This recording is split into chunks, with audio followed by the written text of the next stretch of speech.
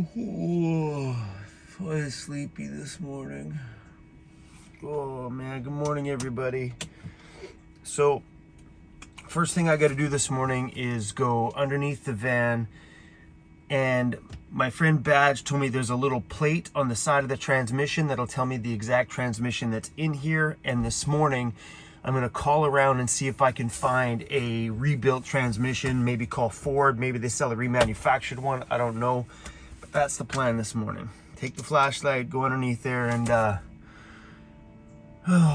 let's do this. When the mechanic shop yesterday dropped the transmission pan and it was full of metal shavings, first thing he told me is you're not going to make it home in this thing. And the thought of being stuck out here for a month before any mechanic shop can get us in to actually do the transmission work, I don't even know. We haven't even tried calling around. I know just even getting in for an appointment to check out the noises that were going under my van were a month. If it wasn't for my subscribers rallying together to squeeze me an appointment, I don't know what I would have done. But out here right now, I'm sitting dead in the water. Even the mechanic shop that diagnosed the transmission, it's at least a month to get in. Right now, I'm feeling pretty stuck. Yeah, the doghouse is held on with 4 clamps, and I just ripped the rivet off one. Yeah. At least there's one on there. Okay, that's the tag on the transmission. This thing already has a remanufactured transmission in it. It's with the little lady all leaning. It's like, what's that? Where you going, Dad? I'm going to have a shower, bro. Are you going to be okay in there? Yeah, I love that guy. This morning, I'm going to call around, including to the Ford dealership, and see if I can find a transmission for my van. I also have another subscriber, Doug, the guy that forfeited his appointment for me. Doug's trying to see if he can wrangle me into a mechanic that he knows down in Kitimat. So hopefully between me and him today, we can come up with some kind of a game plan. But my job today is to see if I can find a transmission fast. You open at a certain time or what? They told me yesterday that they have a problem with the Oh, the water. water. They're having a water problem here at the campground. I forgot that last night I was trying to fill up my jug over there, and the water taps weren't working, so bathrooms are locked. No shower for me today. I come back and you seriously just push all the pillows out of the way just so you could be cozy. Yeah, I'm looking for a rebuilt transmission for a Ford Econoline van.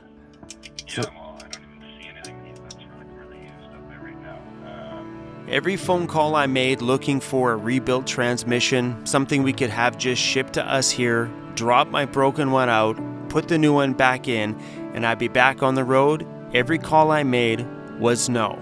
Every transmission shop that I phoned said that they couldn't get me in for sometimes up to 2 months. I don't know what I'm going to do here. So I phoned a few big transmission places this morning, and both of them couldn't help me out with finding me a transmission. So I leaned on our great friends over at Metro Ford in Calgary, Alberta. Mike is a rock star over there. They've taken care of my van a lot over the years. And I messaged Mike because I know Mike has tons of connections. And Mike said, bro, if you can get your van here, Calgary's 14 hours from here. If you can get your van here, I will get the guy in town here to get you rebuilt and on the road. So yeah, I'm going to wait to hear back from this guy. And if he can't find me one and get it to me ASAP, then maybe we'll make the trek back to Metro Ford in Calgary. It's going to be one big, long, dramatic drive. 14 hours, hoping that we make it there. All right, looks like my van batteries are at 100%, so we're good to unplug. We're actually losing the campground today. All right.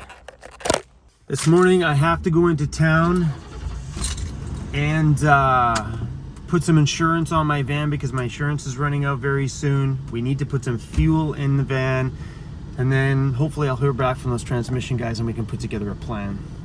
So Mike from Ford in Calgary is checking with his transmission guy to see if they actually have time. This time thing seems to be a huge problem. The transmission's definitely noisy. We're rolling. That's a bonus. This is nerve-wracking.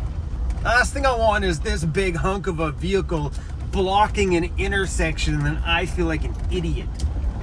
Oh, this does not feel good at all.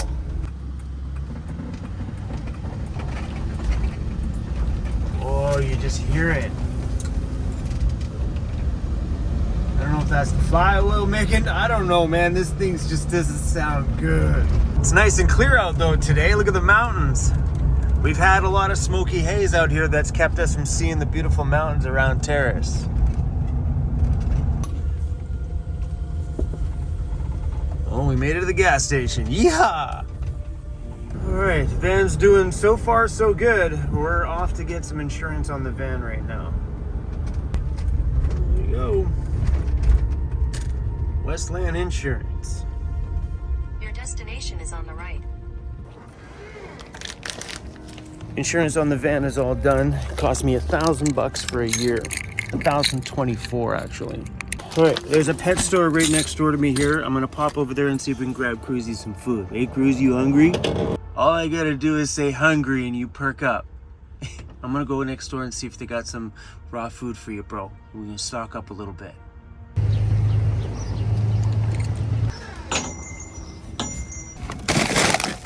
All right, I don't know how much room. Ooh, it's gonna be a tight fit.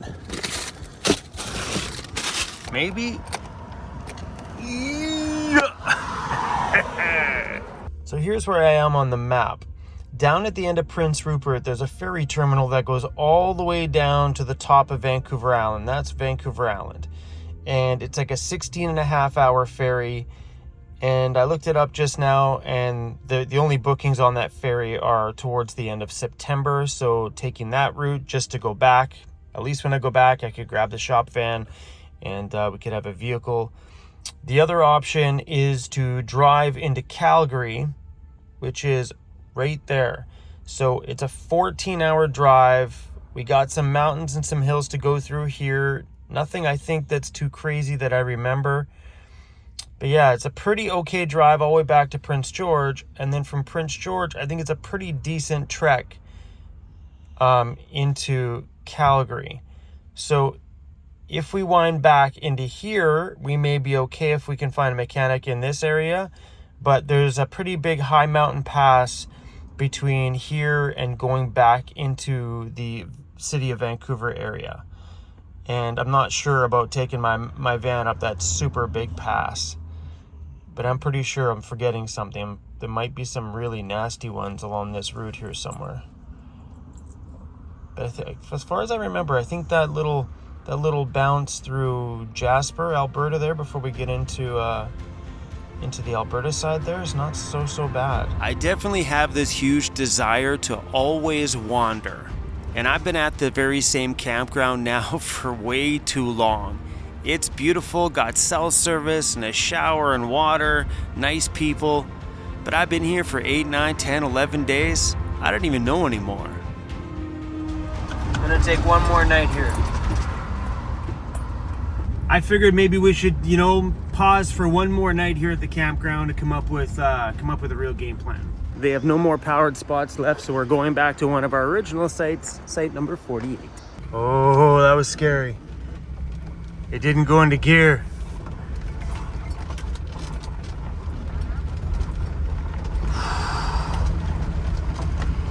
That was scary.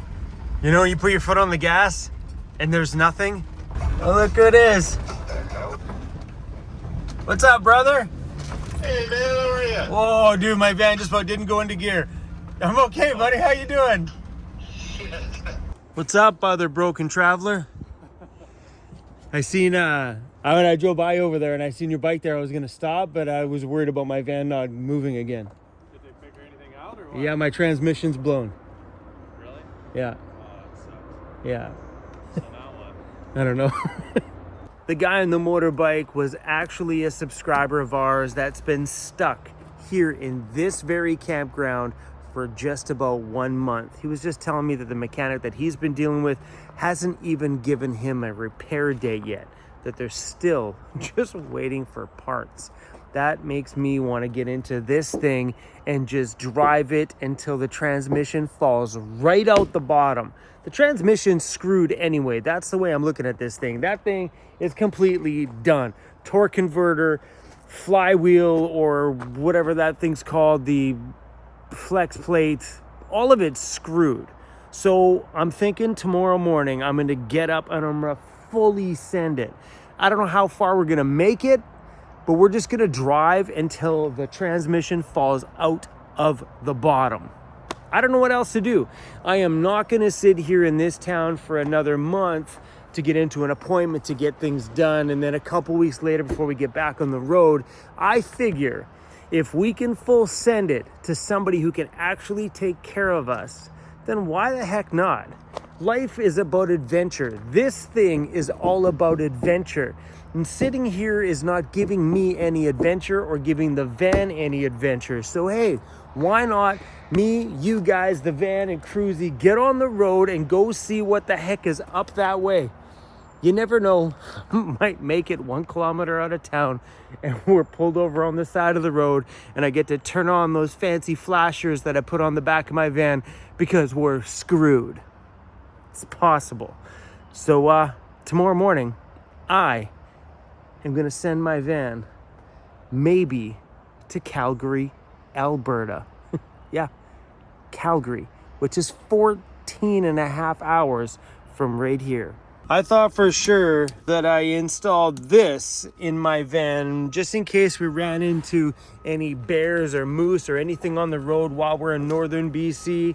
But I'm thinking now, putting the flashy lights on the back of my van, I think my brain was telling me that, hey bro, you're gonna be stuck on the highway with no transmission that works. Sometimes I think life just knows. It already has a game plan before I even know. You know what I mean? Oh my gosh. What an adventure this has been up north. But at this point, I am not sending it any farther north. And I'm a little bit sad because we have a subscriber of ours that has a gold claim just up from here. And I was really excited about going there. I've never seen anything like that. And I thought that might be fun for me and fun for you guys and just a life experience that I'll never forget. But we're not going any farther north this year. Not only is the van putting up a fight, but these forest fires out here are getting really, really bad. And the last thing I want is to be broken down in the middle of a forest fire with no means of driving the heck out of there. So maybe the van's just trying to tell me something. It's trying to tell me that don't put all of us as a crew here in a remote scenario in the backcountry somewhere, and just to be safe. So we're going back.